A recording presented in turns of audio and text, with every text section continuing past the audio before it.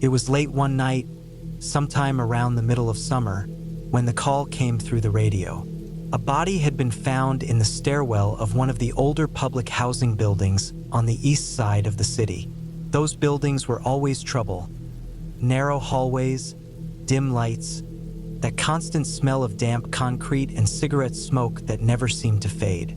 You could tell what kind of night it was going to be by the tone of dispatch's voice, and that night, the tone told me it wasn't going to be good. When we pulled up, there were already a few residents gathered outside, staring toward the building entrance. No one said much. They just stood there, some holding their shirts over their noses, others lighting cigarettes. That kind of silence told you everything. We walked up, our boots echoing against the concrete. The entrance door was old, heavy steel with a sticky hydraulic arm that made it slam shut every time someone walked through. I shoved the door open and wedged the floor mat under it to keep it from closing. A young guy standing nearby stepped forward to help, holding it steady while I got my hands free. He looked calm, polite, maybe early 20s, clean cut for that neighborhood. He gave a nod, the kind of casual nod people give when they're just trying to help without getting too involved. The hallway was poorly lit. Half the fluorescent bulbs were flickering, and the walls were stained from years of neglect.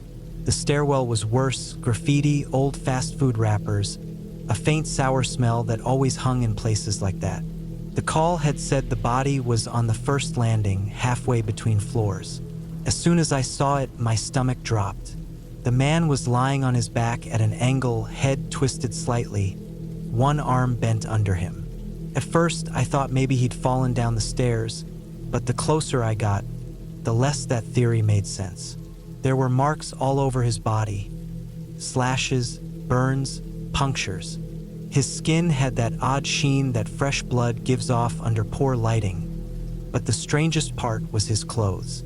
They were spotless, not a single patch of visible blood on them. It made no sense. We started taping off the area, marking points with evidence cones. I remember the floor was tacky under my boots, though it wasn't blood. The tiles there were always grimy, sticky from spills that had never been cleaned. The young man who had helped us with the door stood by, watching. He didn't seem nervous, just curious. I gave him a quick nod of thanks before we began our work. The medical examiner arrived not long after, an older guy who'd seen just about everything. But even he looked unsettled when he leaned over the body. The cuts were deliberate, organized, like someone had taken their time. There were burn marks on the torso, perfect squares, like the pattern from a grill or a metal rack. We called it waffling. It was something you didn't see often. Whoever did this had spent a lot of time with the victim. But what really stopped everyone was when the ME made a small incision for preliminary assessment. There was no blood, not dried, not pooled, nothing. The body was completely drained. That's not something you see unless someone intentionally makes it happen. Yet the corpse was fresh. No odor, no discoloration, no stiffness setting in yet. Couldn't have been there long. Detectives showed up soon after. They took statements, photographs, ran the usual questions. We canvassed the building, knocking on doors, asking if anyone had seen or heard anything. Most people said no. Some said they'd heard footsteps or doors slamming, but nothing that sounded like violence. One woman mentioned the smell. She said it had been stronger earlier that day, like bleach or ammonia, but she thought someone was just cleaning. Once the forensics team finished, the body was bagged and removed. I remember the sound of the gurney's wheels scraping against the concrete stairs. It's one of those sounds you can't forget. We cleared the scene around 3 in the morning. By then, the air outside had cooled, and the small crowd had thinned out. The young guy who'd helped us earlier was gone. I didn't think anything of it. Over the next few days, the case came up often at roll call. Everyone was talking about it. The details didn't add up. The clean clothes, the drained body, no defensive wounds that matched the brutality of the injuries. The detectives were working it hard, chasing leads, checking phone records, canvassing again. But for weeks, nothing came back solid. About a month later, I was on shift when word came down that an arrest had been made. When I heard the name, it didn't ring a bell at first. But then I saw the photo. It was that same young guy who had helped us with the door. The polite one. The one who had stood there quietly, calm, composed, as we worked around the body. As the story unfolded, the details made the entire scene from that night take on a different weight. The victim and the suspect had known each other, friends, if you could call them that. Apparently, there had been a third person too, a girl. They'd been drinking together in one of the apartments. Things had gotten heated, some kind of argument that escalated fast. The two of them beat the victim until he was unconscious. After that, it got darker. They tied him to a chair, kept him in that apartment for 2 days. 2 full days. During that time, they tortured him in ways that made the photos from the scene easier to understand. Those burns, those clean clothes. They'd used heated metal, knives, anything they could find. At some point, he died. Then they drained him in the bathtub, washed the blood away, changed his clothes, opened the apartment door, and dumped him down the stairwell. The same stairwell we'd walked into. The same one that kid had held the door open for me at. It made me think back to that night. The way he'd looked at the body, how calm he'd been. I'd mistaken it for composure, but maybe it wasn't that. Maybe he was just watching us, making sure we didn't notice anything that could trace back to him. I thought about how he must have known exactly what we were looking at, how close we were to discovering what he'd done, and yet he stood there like it was nothing. The part that haunted me most wasn't even the torture itself. It was the silence around it. Those apartments were packed close together, thin walls, paper ceilings. You could hear arguments, TVs, people walking at all hours. 2 days of torture should have echoed through the entire building. But there hadn't been a single 911 call. Not one. People must have heard something. Screams, movement, anything. But no one said a word. Maybe they were afraid. Maybe they didn't want to get involved. Or maybe, after living in that kind of place for so long, noise like that didn't sound unusual anymore. That's the part that stuck with me. The way horror can exist right in the middle of ordinary life and people just tune it out. When the trial came, the details got worse. The evidence from the apartment told a full story. Blood traces in the grout of the bathtub, the chair in the corner with tape residue on the arms, the smell of bleach still clinging to the floor. The girl turned on him, took a deal. He didn't say much from what I heard. He didn't have to. The evidence spoke for itself.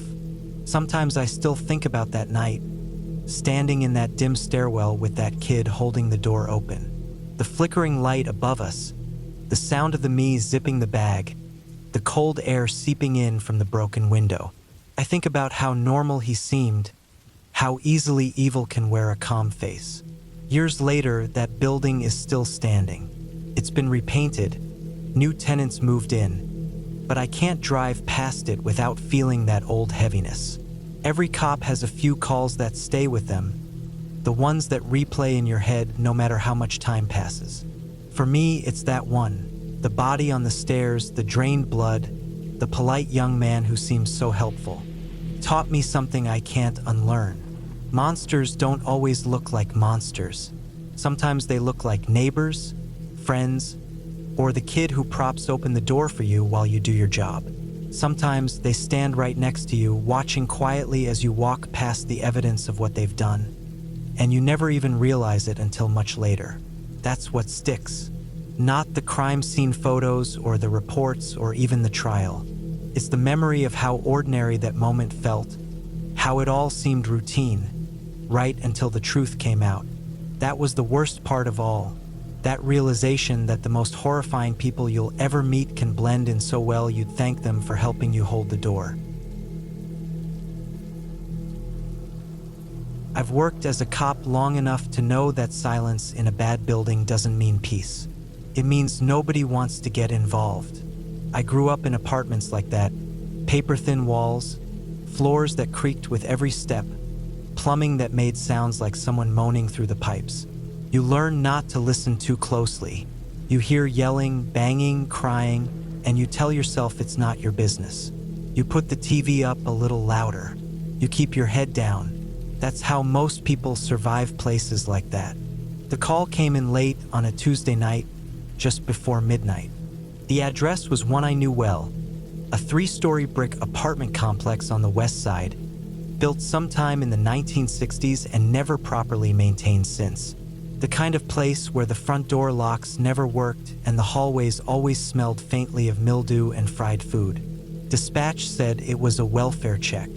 A woman had called in saying her brother hadn't answered his phone for 3 days. She was out of state, couldn't get anyone else to check. When I pulled up, there were no lights on in the building except a dim yellow bulb over the entrance. The rest of the place looked dead. The air was still humid, with the faint smell of garbage drifting from the dumpster in the back lot. I climbed the stairs, and every step made the same hollow echo. The carpet runner down the center was threadbare, stained from years of leaks. The apartment in question was on the 2nd floor. The door was shut, no light coming from the bottom, no sound inside. I knocked hard a few times, waited, then tried again. Nothing. I pressed my ear against the wood and heard a faint mechanical hum. Maybe a fridge, maybe the fan from the bathroom. I called it in, requested permission to force entry. After getting the go-ahead, I gave it a hard shoulder and the cheap wood cracked open like cardboard.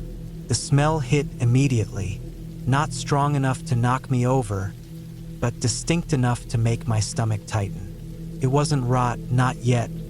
It was the start of it. The smell of still air, of something not right.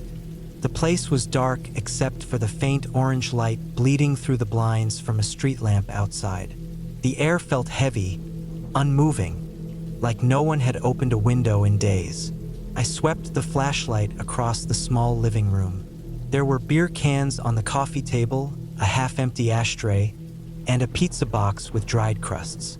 The TV was off, but the remote was sitting upright on the couch arm like someone had just placed it there.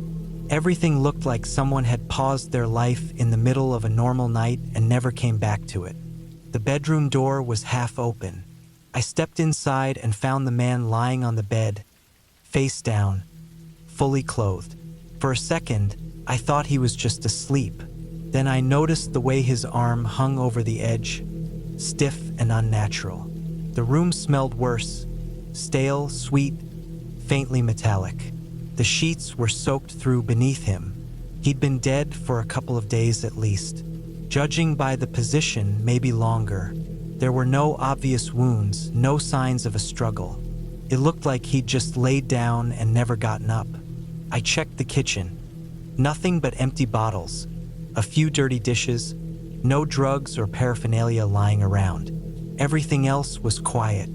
As I stood there waiting for the medical examiner to arrive, I couldn't help but think about how close his neighbors had been.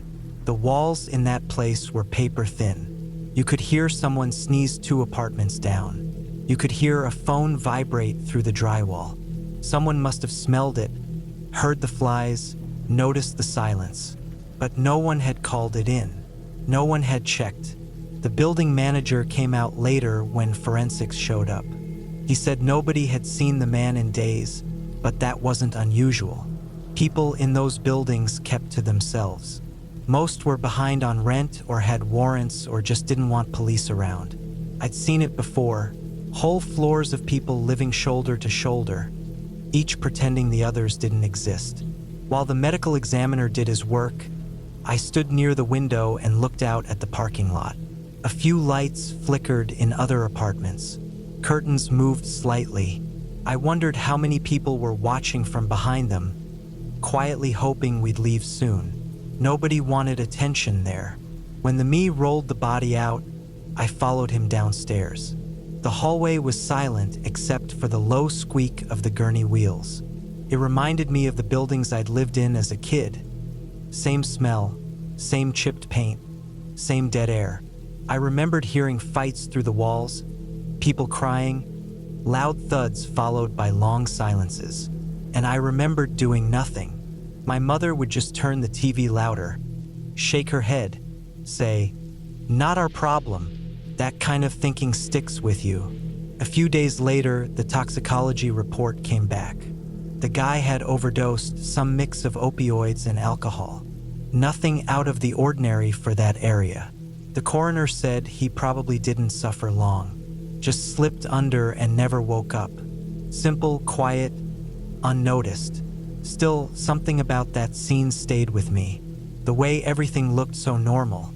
The TV remote, the empty pizza box, the way his shoes were lined up neatly near the door. He hadn't planned on dying. He'd just been living the kind of life where dying quietly in a room like that didn't surprise anyone. A week after, I was back at the same complex for a noise complaint. A different apartment, different floor. 2 people arguing loud enough that the neighbors finally called it in. When I got there, they both denied anything was happening. I could see the fear in their eyes, not fear of me, but fear of being noticed. It made sense. In buildings like that, you didn't call cops unless you absolutely had to. You didn't make noise unless you wanted trouble. You didn't check on your neighbors because it meant opening the door to a whole mess you couldn't fix. Driving back that night, I kept thinking about the guy in the bed. How many people had walked past his door during those 3 days? How many had smelled that first whiff of decay and told themselves it was just garbage in the hallway? I thought about all the times I'd been on calls like that. People found days or weeks later alone, surrounded by silence. And every time it was the same story. Nobody heard anything, nobody saw anything, nobody wanted to get involved. That's what living in those places does to you. Teaches you distance. The walls are thin, but the space between people feels huge. You hear everything but pretend you don't. You tell yourself it's safer that way. For a while after that, I started paying more attention during patrols. When I walked those hallways, I'd listen not just for noise, but for the absence of it. Silence can tell you a lot.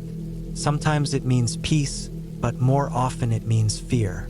The kind of fear that settles into people's bones, that makes them look straight ahead when something bad happens next door. Months later, another call came through for that same complex. Same building, different apartment. Another welfare check. Same story. Someone hadn't been seen in days. When we broke in, it was the same scene. Different name, same ending. Standing there again in that suffocating silence, I realized it wasn't just one apartment or one person. It was the whole system, the whole way people lived in those places. Packed together, separated by thin walls, yet completely alone. That night, when I finally got off shift, I sat in my patrol car for a while with the engine off. The streetlights hummed. A few moths flickered in and out of the light, and the city felt too big, too indifferent. I thought about all the times I'd looked the other way as a neighbor, as a kid, as a cop. I thought about how easy it was to convince yourself that silence meant safety. But it doesn't. It just means people stopped caring. In buildings like that, the walls might be thin, but the indifference is thicker than concrete. And when someone dies behind those walls, nobody notices until the smell seeps out. By then, it's too late for anyone to care. That's the truth no one wants to admit about places like that. It's not the danger that gets to you. It's the quiet. The quiet tells you everything you need to know. It was the kind of call you remember forever, the kind that etches itself into the back of your mind and never fades. I was still a young detective back then, maybe 3 years into the job, still trying to get used to the unpredictability of it all. You think you've seen bad things, you think you've hardened up after enough late-night calls. But something always comes along that reminds you you're not as tough as you think. It was just after 2 in the morning when dispatch came over the radio about a disturbance at an apartment complex on the south side. The caller had said there was a monster in the hallway trying to get into people's apartments. Normally, a report like that would be written off as someone drunk, high, or having some kind of mental episode. But there was something different about the tone of the dispatcher's voice. They mentioned the caller had heard a gunshot before the knocking started. I remember driving through the quiet streets toward that building, the kind of silence that presses against your ears, broken only by the hum of the engine and the occasional flicker of streetlights. The neighborhood was one of those old ones. Rows of low-rise brick apartment buildings built decades ago, all identical, all decaying in their own way. Broken mailboxes, peeling paint, the smell of dampness hanging in the air. When I pulled up, the parking lot was empty except for a few rusted-out cars. The building's exterior light was flickering weakly, giving off just enough light to make the shadows look deeper. I walked inside and immediately felt the stale heat that came from old boilers and closed windows. The carpet was worn down, the walls yellowed, the smell of cigarettes and mold mixed together. I could hear faint noises upstairs. It wasn't screaming or yelling, just a soft, irregular thumping sound, like something heavy bumping against the walls or floor. The elevator was out of service, as usual, so I took the stairs 2 at a time, flashlight in one hand, my other hand resting on my sidearm. When I reached the 2nd floor, the hallway stretched out ahead of me, dimly lit, lined with identical doors, all shut tight. The carpet was stained and sticky, my boots making faint peeling sounds as I moved. I could feel the tension in the air. There were small noises coming from behind some of the doors. People whispering, maybe moving around. Nobody wanted to come out. I saw streaks on the wall as I got closer to the far end of the hallway. At first, I thought it was rust or water damage, but as I got closer, the color was unmistakable. It was blood, thick smears of it, dragged along the paint like something or someone had been moving down the hall, leaving a trail. The thumping sound grew louder, slow, uneven footsteps. Then, from around the corner, a figure appeared. He was moving unsteadily, swaying with each step, his clothes soaked dark with blood. For a moment, I froze. There was something so unnatural about the way he moved. His arms hanging limply, head tilted at an odd angle. His face was almost unrecognizable as human. Where his jaw should have been was a mangled mass of flesh and bone, teeth visible through torn tissue, his chin gone entirely. The lower part of his face looked like it had been ripped off. Blood poured from the wound down his shirt, dripping onto the floor. For a second, I thought maybe I was looking at a body walking on its own. It didn't seem possible that someone could survive something like that. But he was alive barely. His eyes were wide and unfocused, glassy with shock. He was making sounds, but they weren't words, just wet, gurgling noises, each one thick with blood and air. I shouted at him to stop, but he didn't react. He just kept walking toward me, hands half raised like he was reaching for help. I could see his throat convulsing, trying to make sounds, but all that came out was that awful gargling. Took me a second to understand what I was looking at. The angle of the wound, the gunshot report from earlier, it all clicked. He had tried to shoot himself under the chin, but he'd missed the right angle. The bullet had torn upward through his mouth and nose, taking half his face with it, but had somehow missed the brain. He was alive because of bad aim and blind luck. The smell hit next, iron, burnt powder, and blood. It was thick enough to make my throat tighten. I called for medics immediately, but I knew they weren't going to get there fast enough to stop the bleeding on their own. The man stumbled closer, reaching out weakly, leaving bloody fingerprints along the wall. Every time he tried to make a sound, his entire chest convulsed, spraying more blood through the air. Later, I learned that he had fired the gun inside his apartment earlier that night. Neighbors had heard the shot but hadn't called it in right away. They just assumed it was someone slamming a door or setting off fireworks. It wasn't until he'd staggered out of his apartment, still conscious but in shock, that people realized something was wrong. He had gone door to door, pounding with his fists, trying to get someone to open up and help him. But imagine hearing that kind of noise in the middle of the night. Someone slamming against your door, making inhuman sounds, and when you open it, there's a figure standing there soaked in blood, half his face gone. Most people's instinct would be to slam the door and call for help, not to reach out.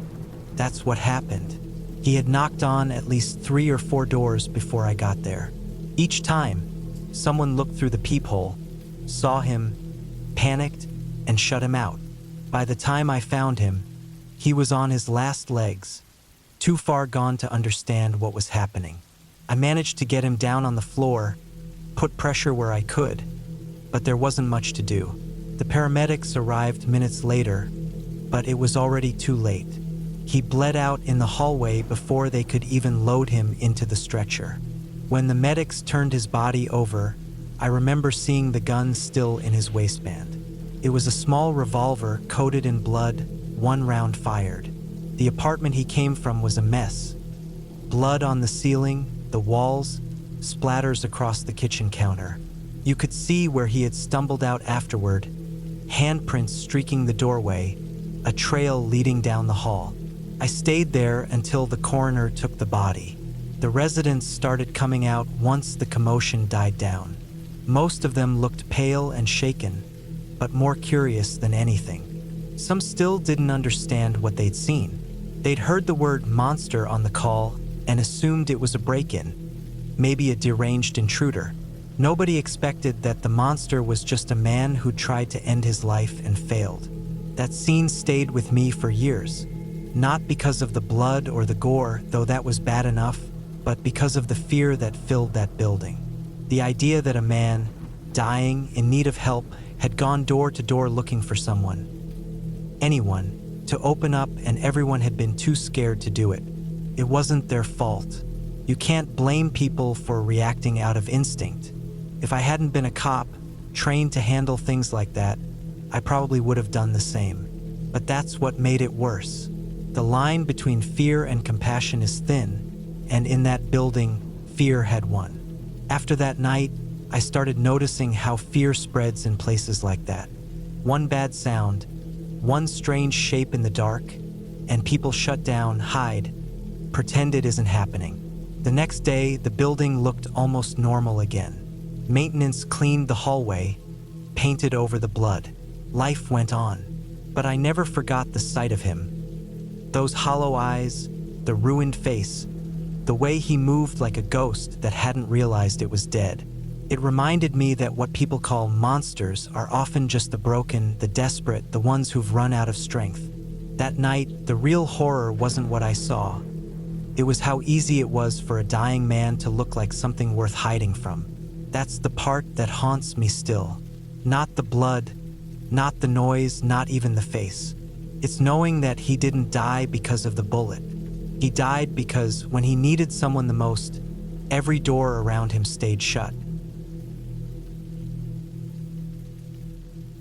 I've been a firefighter and paramedic for more than a decade, and I've seen just about everything that can happen to the human body. Car wrecks, overdoses, shootings, heart attacks, you name it, I've been there. But there are a few calls that stick with you, the kind that carve themselves into the back of your mind and sit there quietly for years, waiting to resurface at random moments. This is one of those. It wasn't even my call. It belonged to one of my closest friends, a police officer I've known since high school. He told me about it a few days after it happened, when he could finally talk about it without shaking his head in disbelief. I've been in emergency response long enough to know that when a cop looks rattled, something truly messed up went down. It was late summer, around 2 in the morning. Those are the hours when the world feels strange. The streets go quiet, but not calm. There's always this undercurrent of unease in the city after midnight. People you don't normally see during the day start showing up, wandering, restless, out of their minds. That's when the strangest calls come in. Dispatch had put out a call for a disturbance in traffic. That usually means a drunk stumbling around or a fight spilling out into the street. My buddy and his partner were just finishing paperwork a few blocks away, so they rolled over to check it out. The report said a naked man was standing in the middle of an intersection, punching at cars as they passed. Drivers had started swerving around him, honking, some even stopping halfway before peeling off in panic. No weapons were reported, but the tone in the dispatcher's voice said everything.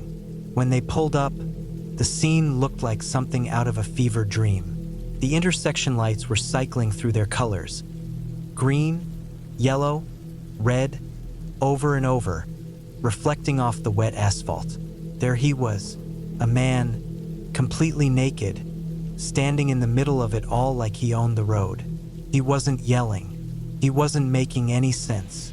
He just kept swinging his arms at cars that came near, his face blank, his movements jerky and erratic, like a puppet with tangled strings.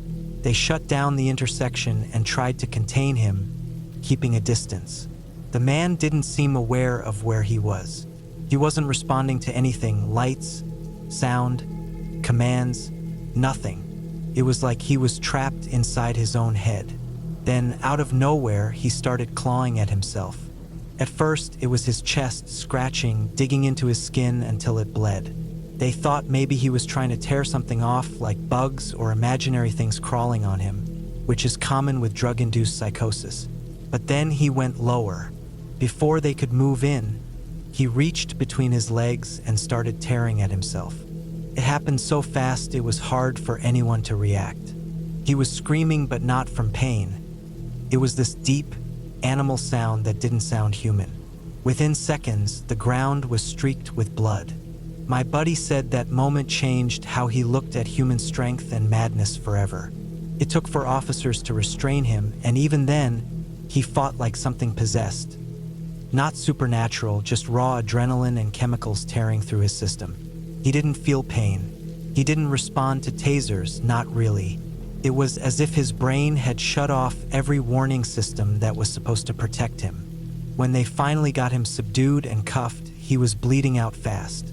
The paramedics, guys I knew personally, said it was one of the worst injuries they'd seen caused by a person's own hands.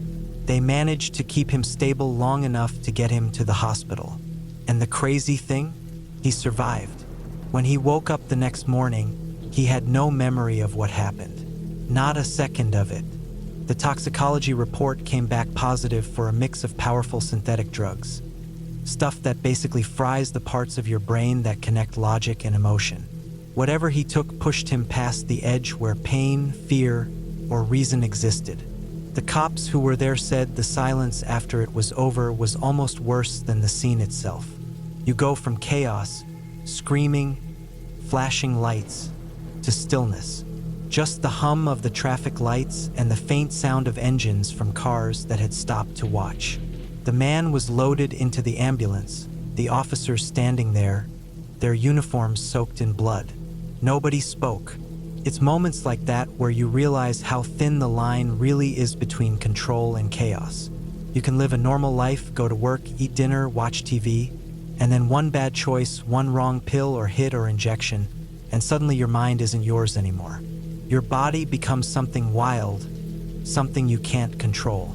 My buddy said what haunted him most wasn't the blood or the violence. It was the blank look in the man's eyes. There was no hatred, no fear, no awareness, just emptiness.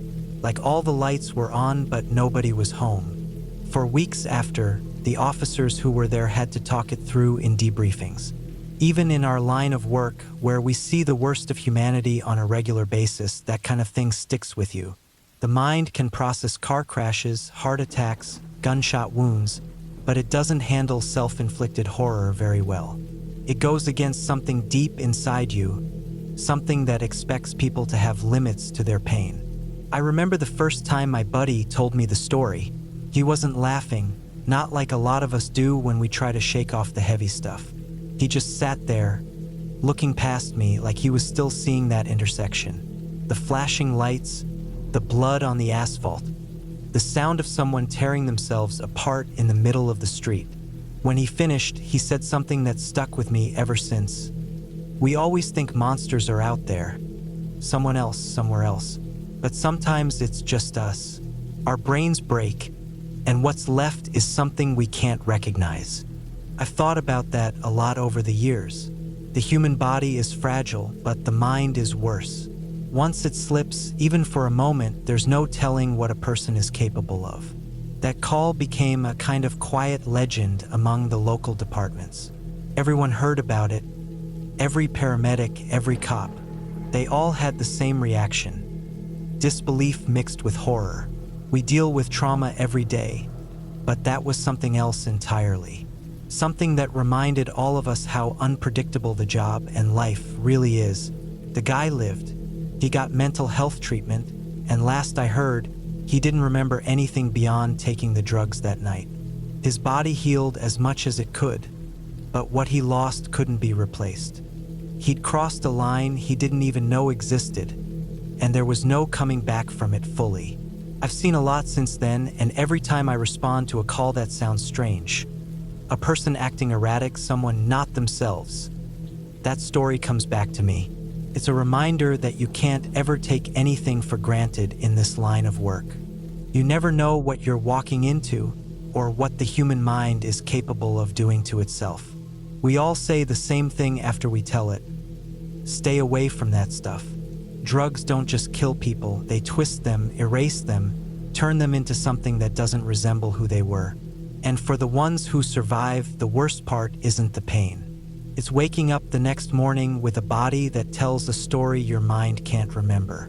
That's what makes it horrifying. Not the gore, not the scene, not even the screaming. It's the silence after, the moment when you realize the person who did it wasn't evil, just gone. And no matter how many years pass, that's the part that never fades. There are cases you carry with you forever, no matter how many years go by or how many others you see after. I've worked homicide, domestic abuse, drug busts, things that test you, wear you down, and take little pieces out of you each time. But nothing, absolutely nothing, has ever haunted me the way that case did. The one with the photo studio.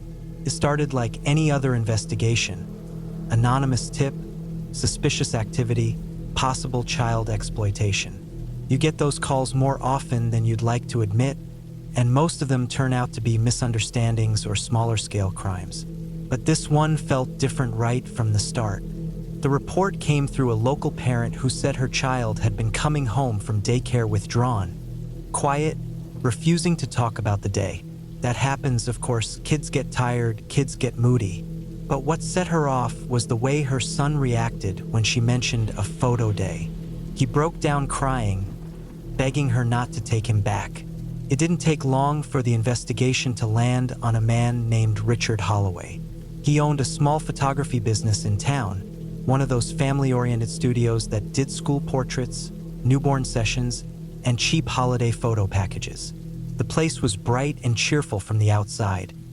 Balloons painted on the windows, pastel signs, happy family photos framed along the entrance. The kind of spot parents trusted without thinking twice. His wife, Elaine, ran a daycare out of their home. It wasn't licensed, but that's not unusual in small towns. She watched kids for parents who worked long hours and couldn't afford bigger centers. From what we could tell early on, it looked like a mom-and-pop operation, humble, affordable, and seemingly kind-hearted. But the more we dug, the worse it got. The first red flag came when we looked into the financials. Richard's photography business barely made enough to stay open, yet he had expensive equipment, studio lights, and several computers that were newer than anything I had at the station. He was buying gear that cost thousands while reporting almost no income. The money wasn't coming from photography sessions with families. It was coming from something else. We got a warrant for the home and the studio after weeks of quiet surveillance. I remember the morning we executed it clearly. It was cold, just after sunrise, the kind of morning where the sky looks faded and the air feels heavy. We approached both properties at once. Half the team went to the studio, the others to the house. I was assigned to the studio. When we entered, the smell hit first. It was a mix of air freshener and dust, but underneath it, something faint and rotten, like old food or mold that had been scrubbed but never really gone. The lights were on timers, so they flicked to full brightness as soon as we stepped inside. Everything was spotless. The walls were covered in colorful backdrops, bright yellows, greens, cartoon murals. There were stuffed animals neatly arranged on small chairs, a fake grassy setup for outdoor-themed shoots, and pastel-painted props shaped like clouds and rainbows. It looked innocent, too innocent, that kind of exaggerated cheerfulness that almost feels like it's trying to hide something. We started photographing the scene, bagging evidence as we went. The main studio was immaculate, but behind a heavy curtain at the back was another room. It looked like a storage area at first, boxes, folded backdrops, cables. Then one of the techs pulled open a cabinet. Inside were several hard drives, neatly labeled with dates. Hundreds of them. Each drive was cataloged in perfect order, stacked like files in a library. That level of organization always sends a chill down your spine. Chaos is one thing, it means someone acts on impulse. But order, precision, that's worse. That's someone who plans, who builds a system around cruelty. We didn't open the drives there. Protocol. But we all knew what was likely on them. While we were still processing the studio, the team at the house radioed in. They had found a hidden space in the basement, behind a false wall. It was small, cramped, with a single camera stand and a few props that matched the studio upstairs. There was also a locked cabinet, and when they got it open, it confirmed everything. Photographs, thousands of them, all of children. It's hard to explain what that moment feels like when you realize the full extent of what you've walked into. Your body goes cold, your stomach tightens, and there's this rage that starts deep inside and spreads until it's hard to breathe. Every instinct you have as a human being tells you to break something, to make the person responsible feel even a fraction of what those kids went through. But as a cop, you can't. You have to hold it in. You have to stay professional, document everything, preserve every inch of that horror for court. We found out later how it all worked. Elaine would run her daycare, and she'd quietly choose which children would be taken to the photo studio. They always picked families struggling financially, people who couldn't afford licensed care, single parents working night shifts, the ones who didn't have the time or means to question small things. Richard would tell the children that their parents knew about the photos, that it was a special surprise. Then he'd twist it further. He'd tell them that if their parents ever found out, they wouldn't want them anymore. He convinced them they'd be abandoned, that they were unwanted, that silence was the only way to stay safe. That kind of manipulation goes beyond physical abuse. It breaks something inside a child that never really heals. We spent days cataloging evidence, computers, cameras, memory cards. Each piece was another brick in a wall of depravity that spanned years. And through it all, the cheerful walls of that studio stayed the same. Cartoon murals smiling down over evidence bags and numbered markers. It was almost unbearable to look at. When we finally arrested him, he didn't resist. He looked ordinary, tired, quiet, like any middle-aged man you'd see in line at a grocery store. That's the part that's hardest to accept. Evil rarely looks like a monster. It hides behind normal faces, behind jobs and small talk and neighborhood smiles. The fallout was brutal. Parents were devastated, families destroyed. The daycare was shut down immediately, of course, but the damage was already done. Some of the kids were too young to understand, some too scared to speak. The forensic interviews were heartbreaking to watch. I've seen grown men cry over less. The case went to trial, and the evidence was overwhelming. Richard got life in prison without parole. Elaine followed with a long sentence of her own for aiding and abetting. Justice on paper, but it didn't feel like justice. What I remember most isn't the arrest or even the courtroom. It's that first moment inside the studio. The colors, the brightness, the false joy of it all. It was like walking into a lie that had been painted in pastels. Everything was designed to look happy, to make parents comfortable, to make kids feel safe. It was a mask over something rotten. Sometimes I still think about the walls of that place, the way the sunlight came through the blinds and landed on those cartoon clouds and smiling faces. I think about how easy it is for evil to hide in plain sight when it dresses itself up as kindness. Some cases make you angry, some make you sad. But this one, it hollowed me out, because it showed me what people are capable of when they strip away empathy completely. It wasn't an act of rage or desperation. It was calculated cruelty, done with a smile, behind walls painted yellow and blue. After that, I started noticing how I approached things differently. Every daycare, every studio, every family-friendly sign I passed, I looked twice, because once you've seen what people can do behind those walls, you can never unsee it. It's been years now, but I still remember every detail. The smell of that place, the clicking of camera shutters during evidence documentation, the quiet fury in every officer's face. Some nights, when the memories come back, I remind myself that we stopped him. That maybe, just maybe, there were kids who didn't end up in that basement because we got there when we did. But even with that, I know the scars left behind don't go away. Not for the kids, not for the parents, not for us. Some cases test your strength. Others test your restraint. That one did both. And no matter how many years I serve, I know I'll never forget that bright little studio that hid the darkest thing I've ever seen.